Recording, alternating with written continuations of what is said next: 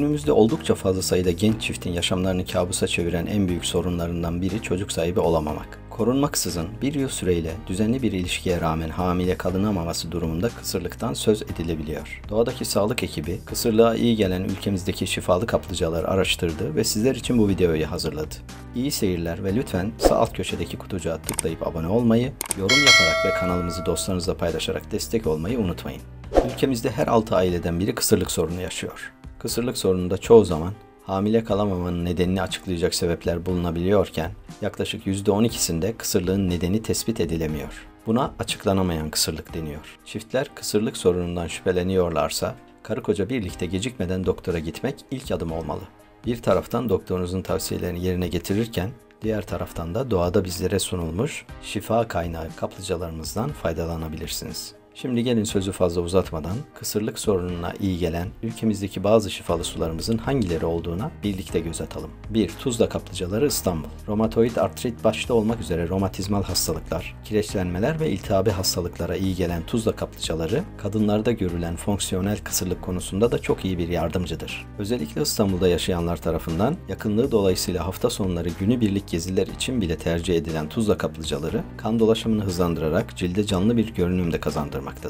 2. Girmeler kaplıcaları Muğla. Muğla'nın Fethiye ilçesine 40 kilometre uzaklıkta bulunan Büyük İskender'in hastane olarak kullandığı bilinen Girmeler kaplıcalarına çocuğu olmayan aileler gelerek şifa arıyor. 100'den fazla hastalığa iyi geldiği ifade edilen Girmeler kaplıcasının suyu, egzema, sivilce, romatizma ve cilt yaralarına da faydalı oluyor. 3. Kızılcahamam kaplıcaları Ankara. Ankara'nın Kızılcahamam ilçesinde bulunan Kızılcahamam kaplıcasının su sıcaklığı kaynağında 47 derecedir. İçilebilir özellikteki suyu kısırlık başta olmak üzere safra kesesi, mide, bağırsak ve metabolizma hastalıkları için çok faydalıdır. 4. Kozaklı kaplıcaları Nevşehir. Nevşehir'in Kozaklı ilçesinde bulunan Kozaklı kaplıcaları erkeklerde cinsel bozukluk ve kısırlık problemlerinde çok faydalı olmaktadır. Kozaklı kaplıcaların suyu aynı zamanda asabiyet, uykusuzluk, ruhsal bozukluklar, böbrek ve idrar yolları hastalıklarına da çok iyi gelmektedir. 5. Kara Mustafa kaplıcası Bursa. Radyoaktivite bakımından en zengin kaplıcalarımızdan biri olan ve Bizans döneminden kalan Kara Mustafa kaplıcasının sodyum bikarbonatlı ve kalsiyum açısından zengin şifalı suyu kısırlık başta olmak üzere romatizma ve kadın hastalıklarına iyi gelmektedir. 6. Ömer kaplıcaları Afyon.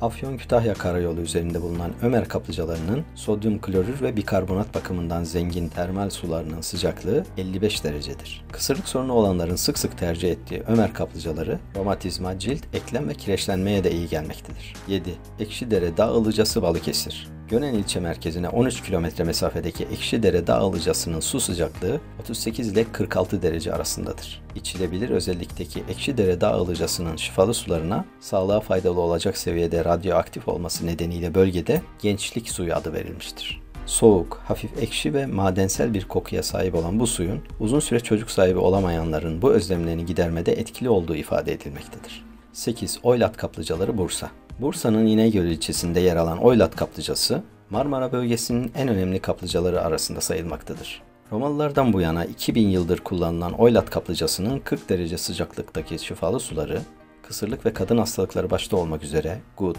egzema, sürmenaj ve idrar yolları iltihaplarına karşı yararlıdır. 9. Zümrüt kaplıcası Şırnak. Şırnak'ın Beytülşebap ilçesinde bulunan Zümrüt kaplıcasının 36 derece sıcaklıktaki şifalı sularının kısırlık sorununda çok faydalı olduğu ifade edilmektedir. Bileşiminde bolca kükürt bulunan Zümrüt kaplıcasının şifalı suları, mafsal romatizması ve kalp yetmezliği hastalıklarına da çok yararlıdır. 10. Çermik kaplıcaları Diyarbakır.